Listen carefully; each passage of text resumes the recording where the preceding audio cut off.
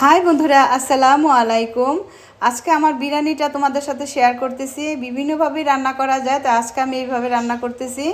তো এখানে আছে 2 কেজির উপরে গরু মাংস আছে, হাড় ছাড়া।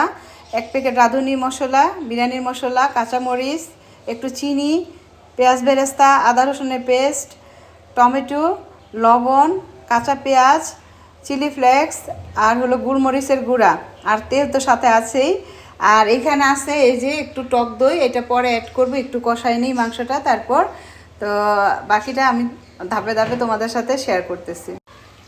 মাংসটা আমার কষানো শেষ হয়ে গেছে। এখন এর মধ্যে আমি পরিমাণ মতো গরম পানি দেব, তারপর বলক আসলে তারপরে আমি এখানে 1.5 কেজি পোলার চাল দিয়ে দিব। এখন এই মাংসের মধ্যে এই যে পোলার চালগুলো দিয়ে দিচ্ছি। তা এটা যখন মোটামুটি হয়ে যাবে তখন আবার আমি এটা দেখাচ্ছি। এখন একটু পরিমাণ মতো লবণ দিয়ে দিচ্ছি, আর একটু কেওড়া জল দেবো একটু। তো কেওড়া জল এটা অপশনাল, কেউ দিতেও পারে, নাও দিতে পারে। এই তো আমার রান্না শেষ। এখন খাওয়া দাওয়ার পর্ব চলবে। ধোয়ার কারণে দেখানো যাচ্ছে না। আর এই তো সাথে সালাদ আছে। তো আজকের রান্না বান্না এই। তো আল্লাহ হাফেজ।